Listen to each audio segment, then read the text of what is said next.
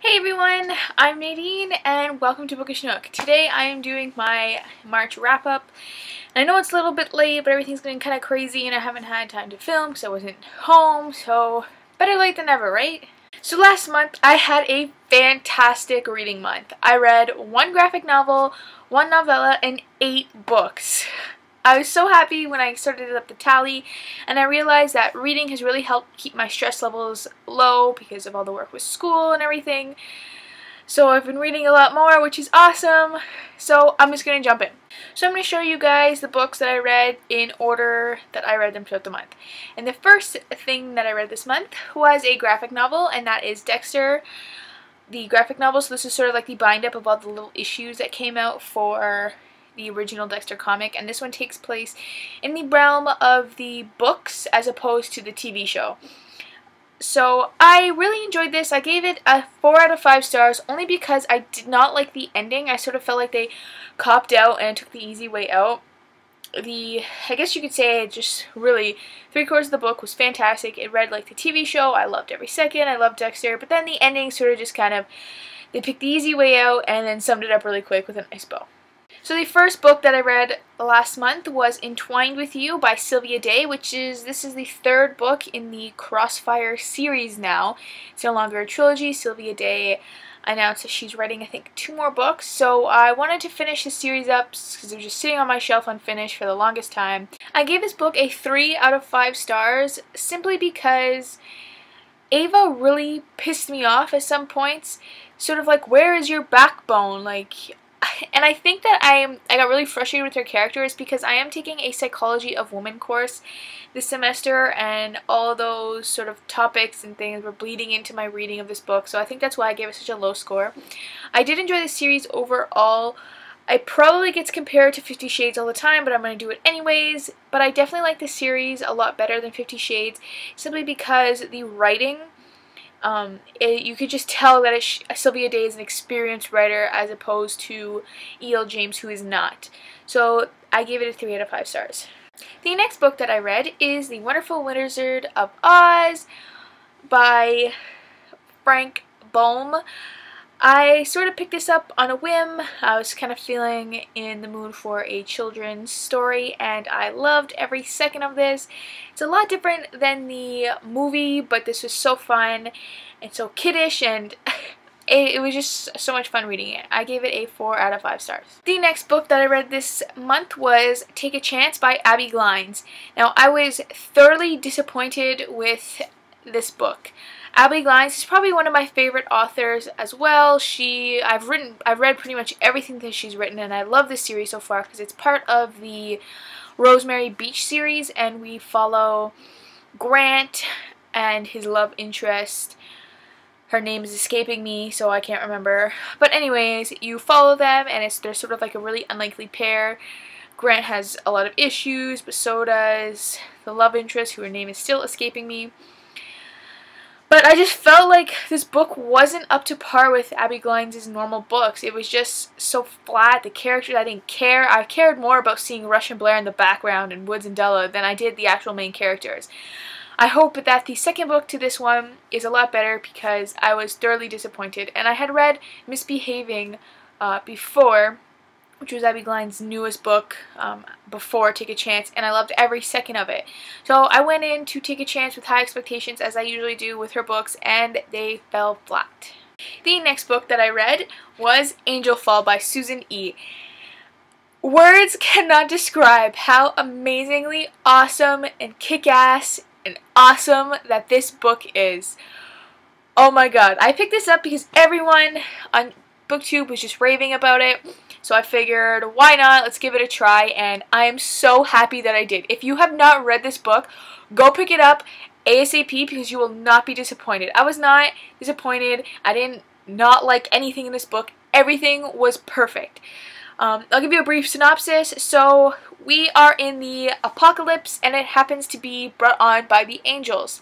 Now you follow Penryn, her paraplegic sister, younger sister, and her paranoid schizophrenic mother. That is a lot to handle.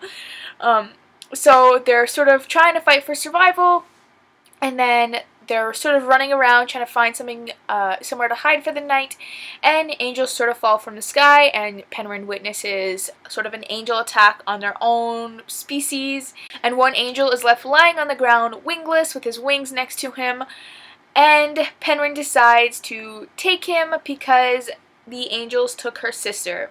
So the story continues on with their unlikely friendship and sort of working together, but not really, for a different but common goal. I give this a 5 out of 5 stars, and if I could have given it more, I would have, because it was so much fun. It was so action-packed, like literally from the first page to the last page, it's craziness. Oh my god, Penguin is such a badass. She's probably one of the most badass characters that I've read, up there with Triss and Katniss. The next book that I read was Unravel Me by Tahira Mafi. My plan for this month was to marathon the rest of the series once I got Unravel Me and Ignite Me, which I did, although I am sad to say that this book put me in a reading slump for about 2 days, and I was so disappointed, and I didn't realize how big this book is. Like, this is a massive book. Massive is exaggerating, but it is pretty big. I wasn't expecting it to be that big. This book fell so flat for me. I don't know why. I just couldn't, like, it started off really slow, and then it picked up for a good portion of the book, and then just fell flat again. I felt like the love triangle between Adam, Juliet, and Aaron was like really forced, and it was so obvious who she was going to end up with, at least to me. I don't know, even Adam really pissed me off in this book. He was just such a flat character. I was so much more interested in Kenji than I was Adam. And I know that this is a character-driven book, but like I feel like Adam's character was just completely not developed. The side characters were developed more than Adam was. I don't know, I was expecting so much more from this book because of all the hype, and I guess that's why I didn't like it as much, is because of the hype. But this one fell flat. And the novella that I read this month was Fracture Me by Tahira Mafi. And I'm not going to go too much into this because it sort of kind of gives everything else away, but I ended up giving this one a 5 out of 5 stars because I did appreciate the story and different perspective that we got from it. The next book that I read was Ignite Me, the third and final of the Shatter Me trilogy by Tahira Mafi, and I loved every second of this book until like the last 100 pages.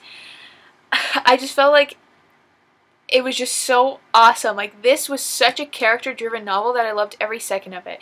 Juliet and Aaron's interactions, and then Juliet and Kenji, and then Juliet and everyone else. It just seems like everything was just so perfect. I loved that. But then the ending of the book didn't seem plausible to me.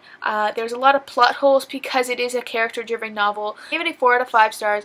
Just because of that, but everything else I loved, and I think that the series is this trilogy, is actually worth reading for this book and this book alone. It was so good and so awesome. Now, the second to last book I read was Maybe Someday by Colleen Hoover, and let me just tell you how fantastic this book is. I've already like raved about it a little bit in my Friday Reads video from last Friday, I think it is, and oh my god, if I could give this book more than 5 stars, I would, because Colleen Hoover is a magician with words and stories and characters and beautiful things. This story just breaks you in two and then sews you back together and then sort of breaks you in two again, and it's just so heartbreakingly beautiful. And Colleen Hoover has this beautiful balance between heartbreak and heart mend that she's able to make in her stories, and Maybe Someday is not an exception. Now, the last book that I read this month was The Unbecoming of Mara Dyer by Michelle Hodkins. I picked this up with some of my Christmas money, so it's been a few months, and it's just been sitting on my shelf with the second one, and I decided, hey, let's give this a go. It's a psychological thriller, and I love those kind of books. I love this book. It was awesome. The imagery that Michelle Hodkins is able to communicate is fantastic. But I liked the entire book until like the last 100 pages once again. You know, when the story is going one way and then the author rips the carpet from under you and then goes another way, and that other way I didn't really like. It really bugged me, and I think maybe if I read the second book it'll be a little bit clearer and better, but I give this a 4 out of 5 stars just because of the last 100 pages. So those are all the books that I read this month. I think that I had a fantastic reading month, despite everything that happened. But I'm going to get my April TBR up soon. I'm going to try separate videos because usually they end up being like 12 to 13 minutes long, and that's a long time, and it's a long time to upload. It's like overnight it has to upload. So I'm going to get that up ASAP.